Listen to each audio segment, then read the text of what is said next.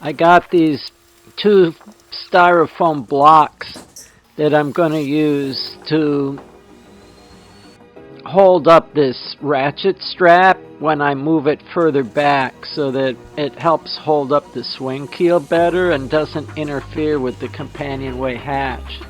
And this alpacool had been left outside in the rain until it filled up with rainwater, but it's still cold, it's still working, so that means it's worth cleaning so that it's all nice again.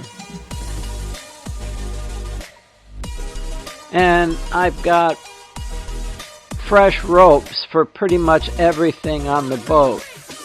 And this is that block and tackle for the mainsail that I use for pulling the canoes out of the water. And I just chase the old rope with the new one so that I make sure I have it threaded through here right. And this part gets attached to this little holder about 3/4 of the way back on the boom. And with that attached, now I can just sort of clip this up in the sail cover with the sail. And back at cleaning inside the MacGregor. This is underneath the cockpit, and there's actually room for a queen-size bed in here. You can lay down lengthwise with the boat or going crossways. And crossways is kind of better, like for sitting up, reading a book, or doing work on the laptop or something. And although you can lay down sideways, it's probably more comfortable to lay lengthwise.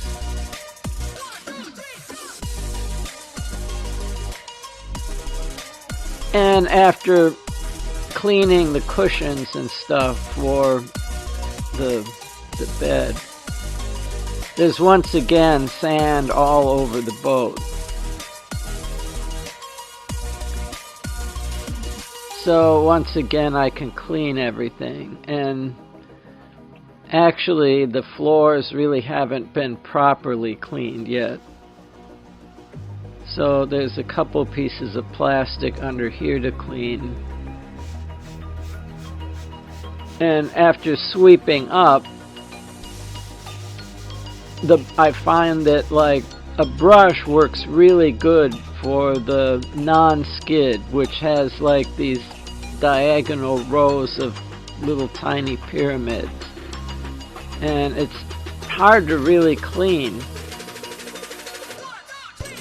Although the scrub brush does a good job of getting in between all those little pyramids. See, I can sweep up a lot of the dirt, but there's a lot left hidden down in the non-skid. So I kind of wet it out with cleaner and then hit it with the brush, and that raises all the stuff up into the liquid. And then a paper towel soaks up all the liquid and takes all the dirt with it. And at this point now I've got a clean boat, and I guess I'm prepared to begin like actually restoring it and getting it ready.